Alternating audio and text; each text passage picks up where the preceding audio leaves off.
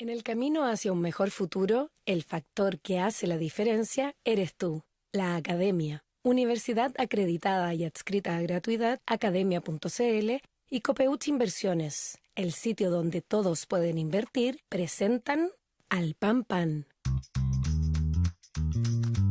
En el Mostrador Podcast, debate y conversación para comenzar tu mañana. Al Pan Pan, con Mirna Schindler. Entrevistas con los actores de hoy.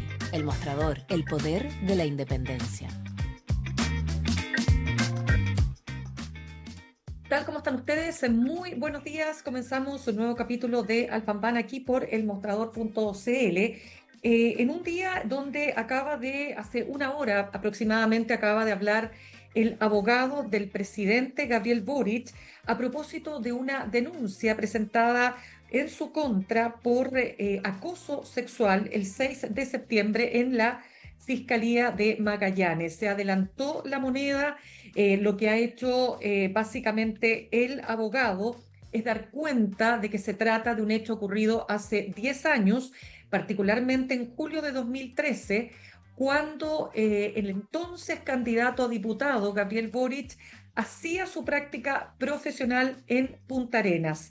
Y en ese contexto, dice el abogado, él habría sido la víctima de acoso por parte de una mujer en el mismo contexto de su práctica laboral, y habría recibido 25 correos electrónicos con imágenes de carácter explícito, no solicitados, y esto ocurrió desde esa fecha, 2013, hasta julio de 2014.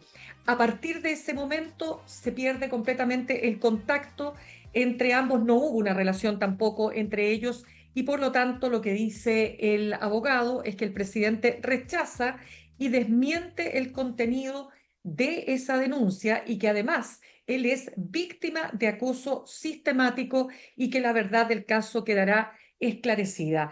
Se ha puesto a disposición, por supuesto, de la Fiscalía, y en un punto de prensa el abogado del presidente Boric ha señalado que una persona pública es objeto, dice, de este tipo de fijaciones, y que en definitiva aquí de lo que se trata es que él ha sido la víctima. Vamos a estar, por supuesto, muy atentos a este hecho. Es un tema delicado y complicado, ¿no es cierto? Naturalmente, si pensamos solamente lo que ya ha vivido la moneda con respecto al caso Monsalve, estamos hablando además del abogado Jonathan Valenzuela. Y lo último que quiero comentarles antes de pasar a lo que vamos a estar conversando a esta hora son las palabras de la ministra del Interior, Carolina Toá, ayer en la comisión investigadora por el caso Monsalve en la Cámara de Diputadas y Diputados, donde dice: yo acuso a Manuel Monsalve de haber defraudado la confianza del presidente y del país completo, de haber abandonado sus deberes en momentos críticos para la seguridad, como fue la mañana del 23 de septiembre, de haber usado facilidades de su cargo de una forma imprudente para perseguir fines personales, incluso en el caso, dice ella, que la Contraloría considere que ese uso no fue irregular desde el punto de vista administrativo. El uso del transporte para ir y volver del sur, de todas maneras, es un uso imprudente e inadecuado. Vamos a estar conversando en el siguiente bloque con José Joaquín Brunner, sociólogo, exministro secretario general de gobierno de este y otros temas, además, por supuesto, de los resultados y de lo que nos dejan los resultados de las segundas vueltas de gobernaciones. Pero ahora nos vamos a meter en materia económica, y sobre todo porque sigue ahí sonando, ¿no?, y resonando las palabras del presidente Gabriel Boric respecto de que los empresarios chilenos no invierten porque habría un factor de un pesimismo ideológico, ¿no? Vamos a conversar a esta hora entonces con nuestro siguiente entrevistado. Él es Francisco Castañeda, economista, académico de la Facultad de Economía, Gobierno y Comunicaciones de la Universidad Central, y además él es académico de la Universidad de Ciencias Aplicadas de Johannes Neumann en Austria. Pasamos entonces a conversar con Francisco. Francisco, ¿qué tal? Un gusto de tenerte con nosotros esta mañana. Buenos días, Mirna, ¿cómo estás? ¿Qué tal? Francisco, quiero partir por lo primero que dice relación con esta muerte, ¿no es cierto?, de una figura que ha sido muy reconocida por parte del mundo empresarial, como es Alfonso Suet. Él fue presidente de la CPC y le toca ser presidente en momentos muy álgidos, cuando estaba precisamente el estallido social. Siempre se recuerda esa frase cuando él hace una reflexión y dice, bueno, hay que meterse las manos a los bolsillos hasta que duela, ¿no es cierto? ¿Cómo observas tú lo que fue el legado de Alfonso Suet? Sí, bueno, primero que nada, lamentar, ¿verdad? Una muerte tan joven, por lo que se ve en prensa, 56 años, y sobre todo que había hecho una contribución crítica desde el gran empresariado. Por ejemplo, frases, no solamente esa que tú señalas, ¿verdad? Dar hasta que duela, meter las manos al bolsillo.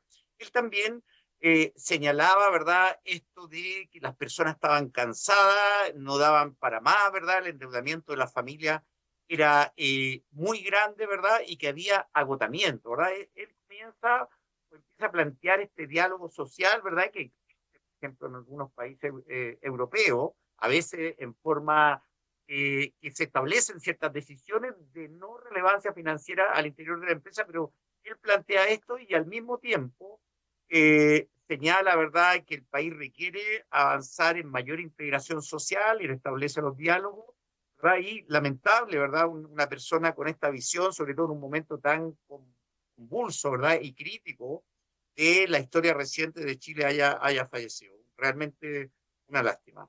Claro, mira, respecto del tema también hablaba la entonces, o sea, hoy día secretaria general del Partido Comunista, quien fuera presidenta de la CUT por varios años, estamos hablando de Bárbara Figueroa, que decía, Alfonso, decía, la experiencia recogida de lo que fue el legado de Alfonso Suet es precisamente lo que tú señalas, un diálogo social efectivo, tripartito, donde todos nos reconocen o nos reconocemos, dice, en el valor que tenemos. Ese diálogo se perdió. Se perdió, hay una contrarrevolución conservadora, podríamos decir, ¿verdad? El péndulo se movió hacia el otro lado, la última elección de este domingo lo volvió a moderar, ¿verdad? Uno podría en el fondo pensar que está equidistante de lo extremo, pero al pasar, ¿verdad? El estallido social con su nivel de violencia también generó cierta distancia, ¿verdad? De los agentes promotores de cambio social dentro de un contexto más pacífico y eso se ha ido perdiendo y los empresarios, de alguna forma, los grandes empresarios, hay que dividir, ¿verdad? Y hay que hacer una separación, son más duros, ¿verdad? En los últimos años y eso es lo que ha marcado la relación Bachelet y con, incluso en algunos eventos con el mismo presidente Piñera y obviamente con el presidente. Sí, perdón, te quiero pedir un favor, Francisco, porque de repente se te va el Ya, sonido. No me sé voy si es a hacer, posible. Sí, porque hay un voy- tema ahí que se te va el sonido, entonces de repente estás hablando y se te fue la... se A ver si lo corta, podemos, ya, ok. si lo podemos tratar de mejorar. En fin, mira, es que te quiero hacer varias preguntas ahí, porque esto mismo que estamos conversando se liga, ¿no es cierto?, a lo que dijera el presidente Gabriel Boric hace algunos días, cuando dice que hay un pesimismo ideológico de los grandes empresarios para invertir en el país. Entonces, hubo una oleada de críticas, ¿no es cierto?, por parte del mismo mundo empresarial que dice, pareciera ser que el presidente no entiende que en realidad lo que hay aquí es que estos son negocios, acá no hay una ideología, son negocios. Si yo no tengo las condiciones para invertir, si me demoro 10 años para sacar un permiso medioambiental, por ponerlo en grueso, es lógico que yo me voy a ir a otra latitud donde tenga mayores facilidades. ¿Cómo observas esa discusión? No, yo creo que esto es de parte del presidente una frase que no está bien estructurada, A ¿verdad? ver. ¿En qué sentido? Los empresarios maximizan siempre, ¿verdad? Cualquier empresario, pequeño, mediano, ¿verdad? Emprendedores en una etapa y eso está fuera de discusión, más allá del gobierno. A veces, por ejemplo, en el Parlamento se bloqueó una alza tributaria que en un principio el gobierno era bastante alta, bastante ambiciosa, ¿verdad? Del 4,1% del PIB, el ministro Grau devolvió un poco la marcha, ¿verdad? Y se estableció extensiones para la inversión a 3,1% del PIB. Entonces, ¿en qué sentido el empresario invierte, pero de alguna manera también quiere pautear a la autoridad? Entonces, cuando dice pautear a la autoridad, me refiero fundamentalmente a impuestos, me refiero fundamentalmente a temas medioambientales, porque es cierto que hay la permisología, yo creo que hay que mirarlo también en un contexto mucho más global respecto a los efectos adversos del cambio climático. Por ejemplo, deberíamos tener en este sistema de evaluación ambiental mucho más empoderamiento de las personas, ¿verdad? Porque en 20 años más nos vamos a quejar, por ejemplo, que se aprobó tal proyecto que destruía zonas marinas, por ejemplo, como el caso de Dominga, ¿ya? Entonces, el presidente lo que trata de decir, quieren pautear a la autoridad, ¿verdad? Y sin embargo quieren ganar, ¿ya? Al mismo tiempo, ahora ganar quieren todos los empresarios, pero nuevamente te insisto, los empresarios hay agrupaciones pequeñas y medianas empresarias, hasta los grandes empresarios, y aquí es necesario. Sí, perdona, Francisco, se te va el sonido. ¿Tú no tienes unas manos libres para, de pronto, Voy para que a, no... Te lo pido porque me preocupa que se sí, te va el sonido de dame un repente, segundo. entonces, sí, sí, sí. Lo que pasa es que estamos precisamente conversando a esta hora con Francisco Castañeda, economista, académico de la Facultad de Economía de Gobierno y Comunicaciones de la Universidad Central, porque además, entre tanto tema político, claro, la economía, que es un tema esencial, ¿no es cierto?, para el funcionamiento de cualquier país, sigue su curso y ahí entonces no sé, concentramos, ¿no?, en cuáles han sido los últimos hitos que han marcado. A ver si te puedo escuchar mejor ahí, Francisco. Sí, absoluto. Ya, Ahí ok, está. sigamos entonces conversando. Entonces, déjame volver a retomar el tema. Yo te quiero preguntar lo siguiente, más simple. ¿Hay ideologismo, o sea, hay pesimismo ideológico entre los empresarios para invertir? Eh, en mi opinión, es un pesimismo que trata de manejar la agenda pública, mientras las empresas, cuando uno ve la toma de decisiones, ¿verdad? De empresas pequeñas, medianas y grandes, y sobre todo grandes, están en un proceso de maximización permanente. ¿Ya? Entonces es un intento de manejar la agenda pública y a lo cual cualquier gobierno de cualquier signo tiene que anteponer el interés del bien común más allá del interés del gran empresariado. De acuerdo, pero lo que no entiendo es que, de nuevo, ¿hay Sí, razones objetivas que hacen que los empresarios no estén invirtiendo en Chile? Porque hay un contraste entre la inversión extranjera, que es más alta y que crece, respecto a la inversión local. ¿Hay la razones inversión que explican eso? la inversión extranjera, infraestructura, minería es de largo plazo, responde a otras características, la estabilidad del país dentro de la región, entre otras cosas, y el cierto empresariado local, ¿verdad? Es más ideológico de alguna forma, por ejemplo, cuando uno ve el catastro de inversión de la Corporación de Bienes de Capital, que es inversión interna, esta sigue muy fuerte, ¿verdad? Entonces, yo creo que es nuevamente, te insisto, manejar la agenda pública. Cuando uno ve la cantidad de subsidios, por ejemplo, que existe de parte de los gobiernos, esto ya de Bachelet, Piñera y el mismo Boris, hacia el sector empresarial, ¿verdad? Es de una cantidad importante en garantías crediticias, alivios tributarios, extensiones tributarias. Por lo tanto, en mi opinión, es un pesimismo que no es tal, ¿verdad? Porque cuando uno ve la toma de decisiones empresariales a nivel de las empresas más grandes de Chile, en la bolsa de comercio, los sectores corporativos siguen tomando decisiones, ¿verdad? Cambiando ejecutivos, innovando, estableciendo nuevas formas de producción. No hay ningún proyecto que uno podría decir que, mira, no vamos a invertir en Chile porque las condiciones no son las adecuadas. El capital es flexible, se mueve a lo largo del mundo, pero no es llegar de alguna manera invertir en otro país, porque implica financiamiento, implica, hay países que tienen tasas de interés imposibles para financiarse el mercado de capitales locales. Imagínate, lo que manejan la AFP en la economía chilena es tan grande que es una fuente de financiamiento muy importante para las grandes empresas. Así que, por lo tanto, nuevamente, un poco la agenda y la autoridad pública, independiente, bueno que sea, tiene que anteponer el bien común.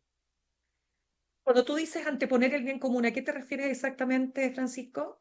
Ejemplo, en el caso de la discusión tributaria, se ha criticado, ¿verdad?, mucho que el déficit fiscal está aumentando, pero este déficit fiscal aumentó marginalmente, pese a que el gobierno rebajó 1.600 millones de dólares en los 2 últimos meses, y eso llevó a que la autoridad en los últimos meses ocupara parte de los fondos soberanos. Entonces hay una crítica, el gobierno no puede gastar más porque está aumentando el déficit fiscal.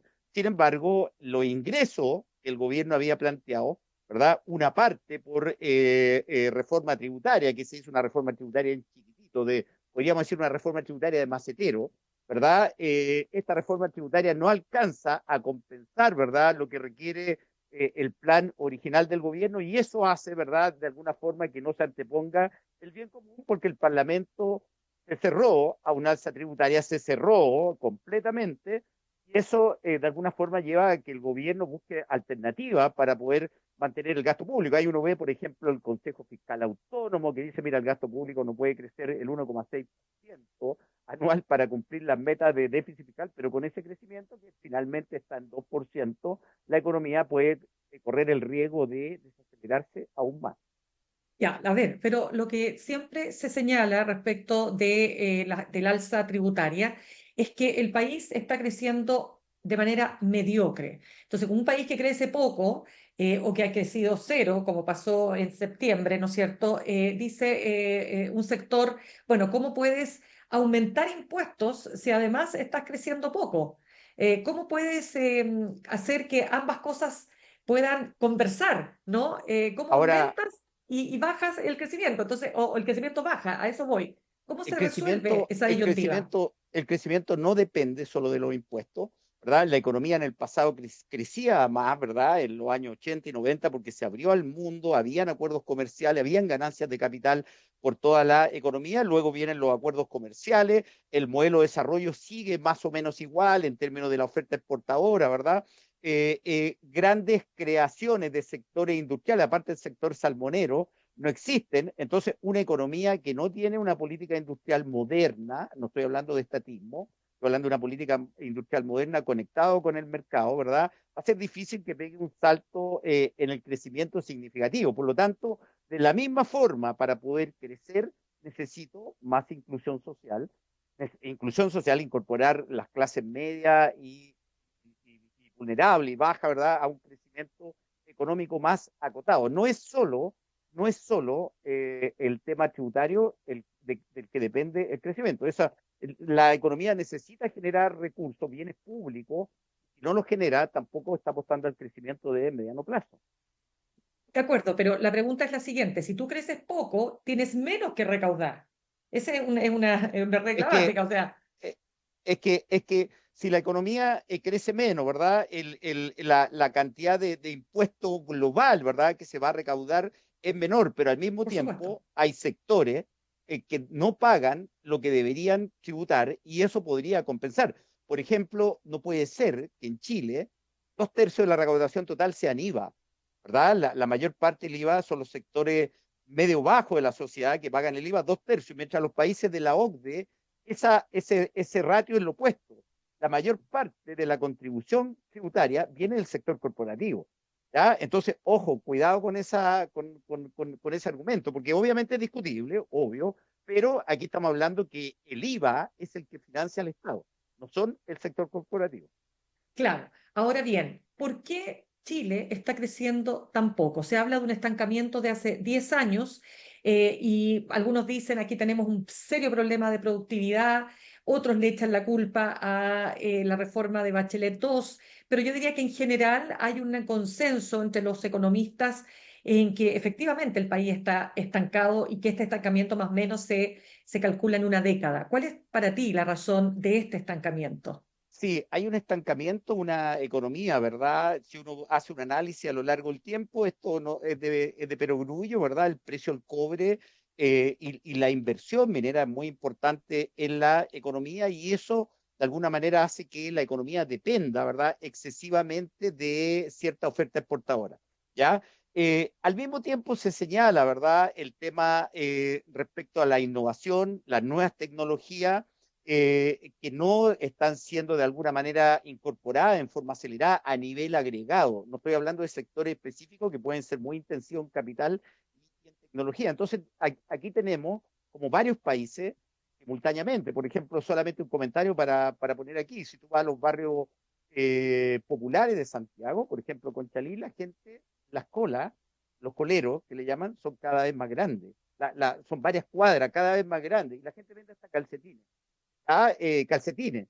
Entonces, yo creo que es importante mirar la realidad como un todo, porque la contribución del capital humano, pese a que ha aumentado en Chile en las últimas 2 décadas, puede crecer aún más, ¿verdad? Y esto en el fondo tiene que ver con un tema de largo plazo, que es la calidad de la educación, ¿ya? Entonces, crecimiento económico no es solo impuestos, y la productividad, ¿verdad?, que se señala está más bien concentrada en algunos sectores y tiene que de alguna manera tener una base más amplia para incorporar de alguna manera personas con talento en forma más inclusiva al sistema productivo. A ver, pero cuando hablamos de, tú dices que la baja productividad en Chile está íntimamente vinculada a la baja calificación de los trabajadores y trabajadoras de nuestro país en general, en, como promedio.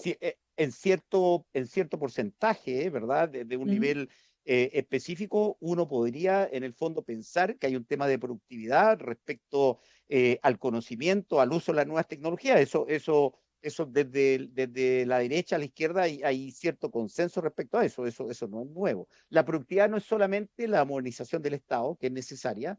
La productividad no es solamente impuestos, la productividad es un concepto mucho más amplio que incluso tiene que ver con factores culturales.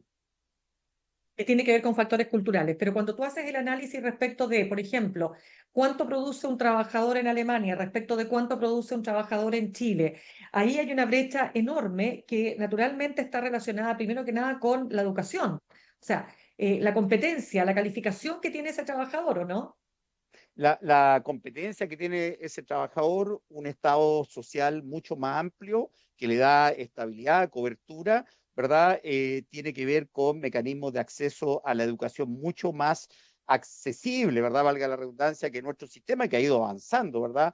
Principalmente en esto hay diálogo tripartito al interior de la empresa en el cual identifican las brechas, ¿verdad? A nivel institucional. Aquí hay empresas que lo hacen, ¿verdad? En forma prácticamente voluntaria. El sistema legal en Alemania, ¿verdad?, incluye a los trabajadores en diálogo social tripartito, y hay medidas que son de tipo afirmativa. Se tienen que tomar al interior de la empresa, se identifican las brechas, se muestran las utilidades de la empresa y luego al final se decide si hay una cierta distribución con el excedente. Quiero pasar a otro tema, Francisco, y que tiene que ver con las elecciones en Estados Unidos y la llegada de Donald Trump. ¿De qué manera la presidencia de Donald Trump va a tener impacto por el proteccionismo, a pesar de que tenemos, por supuesto, un tratado de libre comercio, pero de qué manera podría llegar a tener impacto en nuestra economía y en nuestras exportaciones? No, ya está en nuestra economía, ¿verdad? Las tasas largas, que se llama estas tasas a más largo plazo, que tienen que ver con la inversión, ya están aumentando, ¿verdad? En la economía norteamericana y en la economía chilena, los llamados papeles del tesoro, y eso implica que la economía está internalizando más inflación, los aranceles. Por ejemplo, Trump habla de un 10 a 20% de los productos de la Unión Europea, a China hablaba o habla hasta hace poco 60%, uno empieza a dudar de que efectivamente no lo haga. O sea, lo más probable es que lo haga porque está nombrando, ¿verdad?, al CONE en estos ministerios, y uno ve una inflación, ¿verdad?, un poco más alta en Estados Unidos. La Reserva no va a bajar las tasas, eso le va a pegar al dólar en Chile, ya le está pegando, y en el fondo vamos a tener una situación de un dólar alto con todos los efectos inflacionarios que produce sobre la economía, y eso de alguna forma va a debilitar el crecimiento en el margen, ¿verdad? Porque China es un fuerte socio comercial de Estados Unidos, y de alguna manera China es el principal comprador de nuestros commodities, ¿verdad? Un socio comercial, aún no inversionista tan importante, pero sí el principal socio comercial, y eso va a ser un desafío para las exportaciones chilenas. Ahora, yo tendría cuidado porque he escuchado comentarios que dicen, no, hay que reorientar la exportación. Este es un proceso largo, complejo, necesitas canales de crédito, necesitas nuevos agentes aseguradores, no es llegar, y un país tan grande como China, con la oferta exportadora, ¿verdad?, que tiene Chile en commodities, particularmente cobre, ¿verdad?, litio y otro, no es una reasignación sin costo. Va a ser dolorosa si es que es necesario empezar a reasignar, pero los empresarios en esta lógica de maximización ya deben estar poniéndose en un escenario de mayor proteccionismo por parte de Trump, e indirectamente pega a China, y de alguna forma en esa relación comercial nos pega a nosotros también. Ya puede ser Francisco Castañeda, economista, académico de la Facultad de Economía de Gobierno y Comunicaciones de la Universidad Central. Muchas gracias por haber estado con nosotros esta mañana. Gracias, Mirna, un gusto. Gracias, que tengas Chao. buen día. Gracias. Saludamos a nuestros auspiciadores. Ahorrar cotidianamente se puede y de forma organizada, rápida y online con Ahorrando, la nueva funcionalidad de tu app Coopeuch, en donde puedes programar ahorros de manera fácil y entretenida, eligiendo tus propias reglas y metas. Haz que el ahorro sea parte de tu vida con Ahorrando de Coopeuch. Más información en coopeuch.cl. En el camino hacia un mejor futuro, muchos factores influyen, pero solo uno tiene el poder real de hacer la diferencia: tú. Recorre tu camino con nosotros, la Academia, universidad acreditada y adscrita a gratuidad, academia.cl. Nos vamos a ir al corte y al regreso vamos a estar hablando de actualidad política, vamos a hablar también de las lecturas que hay que hacer respecto de estas elecciones, de las segundas vueltas de gobernaciones, con el sociólogo, exministro secretario general de gobierno, José Joaquín Brunner. En instantes, una nueva entrevista en Al Pan Pan con Mirna Schindler por El Mostrador Podcast, el poder de la transparencia.